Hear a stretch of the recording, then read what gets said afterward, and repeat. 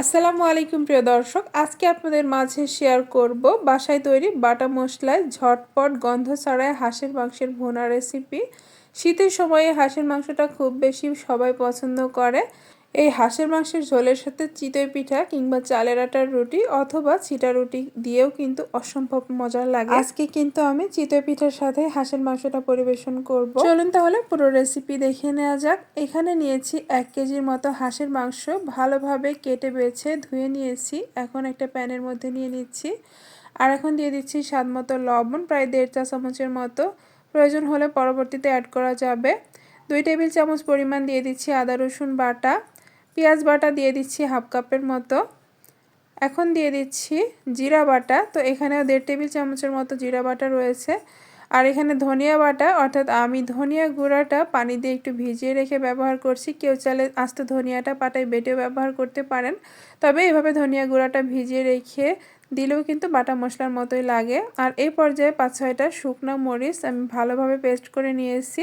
আর এইভাবে মরিচ বাটাটা দিলে কালারটা অনেক সুন্দর হয় আর টেস্টটাও ভালো হয় ঝাল ঝাল হাঁসের মাংসে। হলুদের গুঁড়া দিয়ে দিলাম 1 টেবিল চামচ, আর এখানে 1.5 চা চামচ দিয়ে দিচ্ছি গরম মশলা। এই গরম মশলার ভিতরে কিন্তু সব ধরনের মশলা রয়েছে, সাদা এলাচ, কালো এলাচ, তেজপাতা, দারুচিনি, গোলমরিচ, সাদা কালো 2 রকম, আর জায়ফল রয়েছে, স্টার অ্যানিস রয়েছে, আর মৌরি রয়েছে। সকল মশলা তাওয়া একটু টেলে নিয়ে গুঁড়ো করে নিলে বাজার থেকে আর হাঁসের মাংসের মশলা কিনতে হবে না। তো এই মশলাটা দেওয়ার পরে এখানে 1/4 কাপ পরিমাণ সরিষার তেল দিলাম।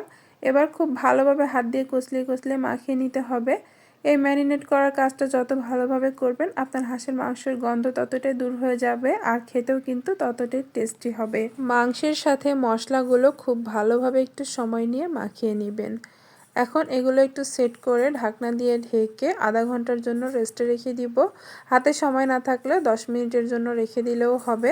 আধা ঘন্টা পরে ফিরে আসলাম, চুলায় একটা প্যান বসিয়ে দিয়েছি, আর এখানে আবারও 1/4 কাপ সয়াবিন তেল দিচ্ছি। আমি সরিষার তেল এবং সয়াবিন তেল দুটো মিলিয়েই কিন্তু আজকের রেসিপি তৈরি করছি। আর হাঁসের মাংসে তেলটা একটু বেশি দিলে ভালো লাগে, আর আমার এই হাঁসটাতে খুব একটা চর্বি নেই। যদি বেশি চর্বিওয়ালা হাঁস হয় সেক্ষেত্রে তেলটা কমিয়ে দিবেন। এই পর্যায়ে দিয়ে দিচ্ছি তেজপাতা, একটা স্টার অ্যানিস, কয়েক টুকরো দারুচিনি, 5-6টা সাদা এলাচ আর একটা কালো এলাচ দিয়ে দিয়েছি। আর এখানে 1.5 কাপের বেশি দিয়ে দিচ্ছি পেঁয়াজ কুচি। গরম মশলাগুলো তেলের সাথে একটু ভেজে নেওয়ার পরে পেঁয়াজগুলো অ্যাড করবেন, এতে করে মশলার যে ঘ্রাণটা সেটা বের হয়ে আসবে। পেঁয়াজটাকে নেড়েচেড়ে ভেজে নিব যতক্ষণ না কালারটা পরিবর্তন হয়ে আসছে আর পেঁয়াজটাও নরম হয়ে আসছে। তো এই পর্যায়ে দেখুন পেঁয়াজটা কিন্তু কালার পরিবর্তন হয়ে গেছে, তো এই পর্যায়ে পর্যন্ত ভেজে নিতে হবে। এই পর্যায়ে দিয়ে দিচ্ছি ম্যারিনেট করা সেই হাঁসের মাংসটা। হাঁসের মাংসটা দিয়ে আলতোভাবে একটু পেঁয়াজের সাথে আর তেলের সাথে মিশিয়ে নিব। হাঁসের মাংস রান্নার সময় একটু বেশি সময় নিয়ে কষিয়ে নেবেন। যত বেশি কষাবেন, ভাজা ভাজা করবেন, হাঁসের মাংসটা কিন্তু ততই টেস্টি হবে আর কোনো এক্সট্রা গন্ধও থাকবে না। এখন এটাকে ঢাকনা দিয়ে প্রায় 15 মিনিটের মতো রান্না করছি। প্রায় 15 মিনিট পরে ফিরে আসলাম, দেখুন হাঁস থেকে কতটা পানি বের হয়েছে।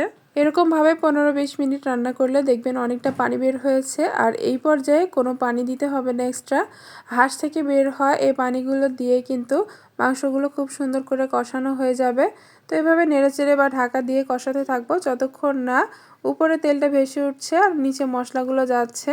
এভাবে বারবার ঢাকনা দিয়ে দিয়ে মিডিয়াম আঁচে হাঁসের মাংসগুলোকে কষিয়ে নিতে হবে। প্রায় 30-35 মিনিট কষানোর পরে দেখুন নিচে মশলাগুলো গেছে আর উপরে তেলটা ভেসে উঠেছে। আর এরকমভাবে তেল ভেসে উঠলে বুঝবেন আপনার হাঁসের মাংসটা কষানো হয়ে গেছে। তো যখন এরকমভাবে কষানো হয়ে গেছে তখন এখানে গরম পানি দিয়ে দিচ্ছি, যাতে হাঁসের মাংসটা ভালোভাবে সিদ্ধ হয়। আর এটার যতটুকু ঝোল প্রয়োজন তো সেই অনুযায়ী আপনারা পানিটা অ্যাড করবেন, আর এখানে অবশ্যই গরম পানিটা দেওয়ার চেষ্টা করবেন। এতে করে তাড়াতাড়ি সিদ্ধও হবে আর হাঁসের মাংসের কালারটাও সুন্দর হবে। এরপরে ঢাকা দিয়ে দিচ্ছি। এভাবেই রান্না করতে থাকবো আর একটু পরপর নাড়াচাড়া করে দিব নিচের দিকে যাতে লেগে না যায়। হাঁসের মাংস রান্নার সময় মিডিয়াম আঁচে একটু সময় নিয়ে সিদ্ধ করবেন, এতে করে মশলাগুলো খুব সুন্দরভাবে মাংসের ভিতরে প্রবেশ করবে, এতে করে মাংসের কোনো এক্সট্রা গন্ধও থাকবে না। এভাবে রান্না করতে করতে যখন দেখবেন মাংসগুলো সেদ্ধ হয়ে এসেছে আর ঝোলটাও দেখুন কত সুন্দর ঘন হয়ে গেছে, এই পর্যায়ে দিয়ে দিচ্ছি 1 চা চামচ ভাজা জিরা গুঁড়া।